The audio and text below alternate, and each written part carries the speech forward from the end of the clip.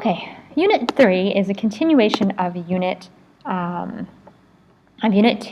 we're going to continue in our probability journey here together. Lesson 3.1 is on probability distributions. Okay, a distribution usually lists all of the possible probabilities for a problem. So let's talk about some vocabulary first. Okay, the first thing we're going to talk about is a random variable. A random variable is a variable whose values are determined by chance. Okay, there's no skill involved. It's not like a test or something like that, all right? There's no way for you to, the only way that you can determine this variable is if it's strictly by chance. Rolling a die that is fair is completely by chance. So that's a random variable.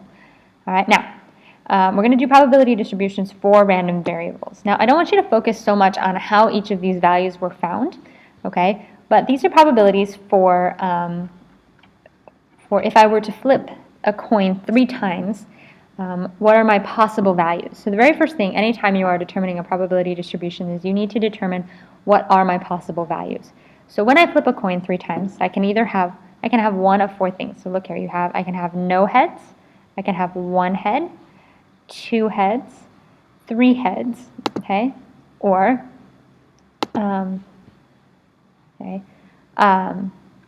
and those are my only possibilities. I can't get 4 heads, I can't get 5 heads, okay, these are my possibilities.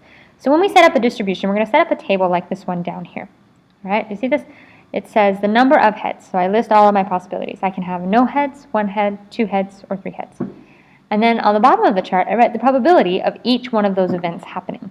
So up here, it tells you how it found it. That's not as important right now as we're just talking about conceptual knowledge, is that I just want you to recognize that this is how we set up the table. Okay? Under each one of my possibilities, I write the probability. And that is a probability distribution. So let's go look at some other distributions. So the very first thing we need to talk about is discrete or continuous variables. Continuous variables are much harder. In fact, we can't set up probability distributions for those yet. So we can only do it if it's a discrete variable. Now, a discrete variable is something we can count, right? 1, 2, 3, 4.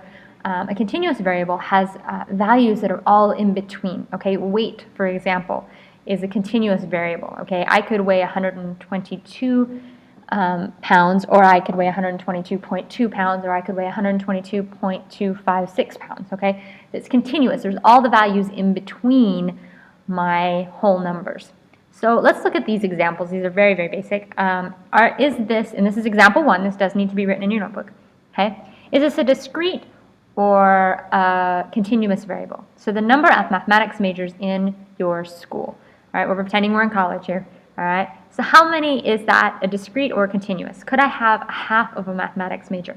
Okay, the answer to that is no. This is discrete. I can count, okay? So yes, it's discrete variable. Okay, now number 2, the blood pressure of all patients admitted to a hospital on a specific day. Now a blood pressure, there is values in between, say the blood pressure of 119 and 120, and I know absolutely nothing about blood pressure, so I don't know what those values mean. But I could have 119.5 or 119.6, okay? Blood pressure has halves, it has decimals. So this is a continuous variable. So you see down here, number 1 is discrete, number 2 is continuous. Okay, here's your practice problem. Here's your solution. All right, now we're going to construct a probability distribution. Now you will notice that we've been given all of the probabilities already. We're not calculating our own probabilities, okay?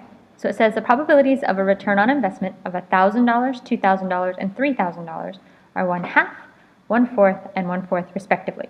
This word right here, respectively, okay, that means that each one of these values, 1/2, 1/4, and 1/4, go with the values it matches in the first part. So 1,000 goes with 1/2, 2,000 goes with 1/4, and 3,000 goes with 1/4. So we're going to set up the value by first listing all of my possibilities. So this is a probability distribution for these 3 values, $1,000, $2,000, and $3,000. And then underneath them, I write the probabilities of each one of them happening. So $1,000 is 1/2, 2,000 is 1/4, 3,000 is 1/4. So I'm also going to draw a graph. Now, these graphs are very, very basic. On the bottom of my graph, I list all of my possibilities. Okay, my y values on my graph are my probabilities, and I just draw lines to show the probabilities. Okay. Now, this is your practice problem. Now, before I even, I will pause, or you should pause, okay, to go ahead and do it, but construct a probability distribution for rolling a single die. This didn't give you them, all right, but that's because it's assuming, especially since we dealt with die a lot in the last unit, that you know these probabilities, right? So the probability for rolling a 1 is 1/6.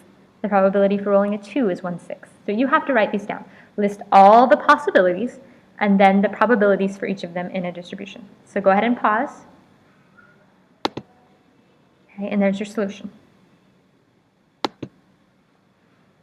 Okay, so now we need to decide, we're going to be given probability distributions, and we need to talk about, is it really a probability distribution or not?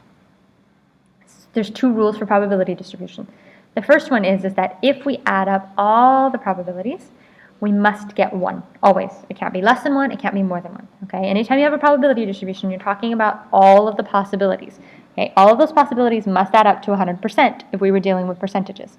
So in this case, we're just dealing with probabilities of fractions or decimals, and so they come, it will add up to 1, okay? The other thing that we cannot have is we cannot have a negative probability or probability greater than 1, okay? It is not possible for you to have a 150% chance of doing something.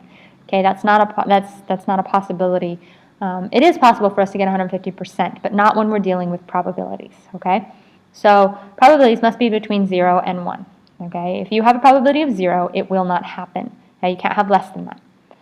So let's look at these probability distributions and decide, are they really probability distributions, yes or no?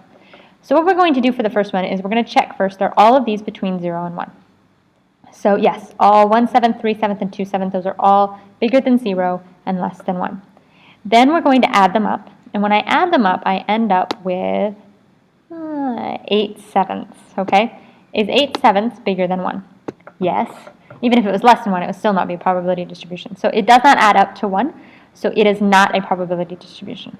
Now this one, I don't even need to add them up, because this negative 0.3 here, this tells me that this is not a, you can't have a negative probability. So neither one of these are probability distributions. Okay.